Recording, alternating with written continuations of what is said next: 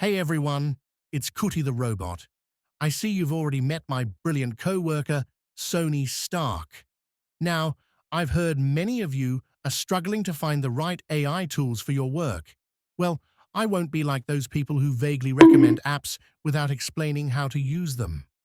I'll give you the exact strategies, plus free alternatives to paid tools.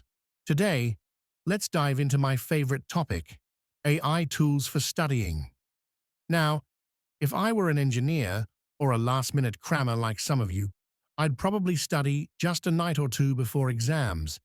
So, we need maximum efficiency, and here's what I would do. Let's break this into 3 steps. 1. Notes gathering. 2. Problem solving. We'll cover this next time. 3. Revision notes. Step 1.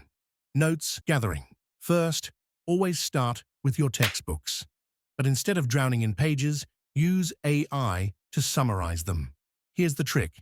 Your PDF must have selectable text. If not, upload it to Google Drive, open with Google Docs, use Adobe Scan to make it readable. Now, many AI tools can't handle huge PDFs, so split them with I Love PDF. Then, for summaries, use Claude AI, Chatgpt, or deepssek AI.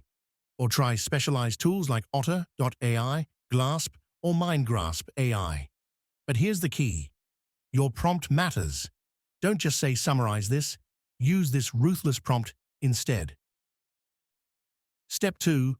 Mind maps for lightning revision. Got your summary? Great.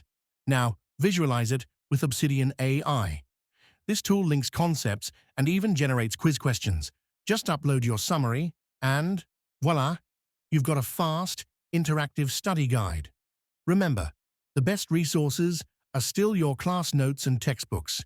You just need to work smarter. If you like this, stay tuned. Next time, we'll crush problem solving with AI. Bye for now. Blast off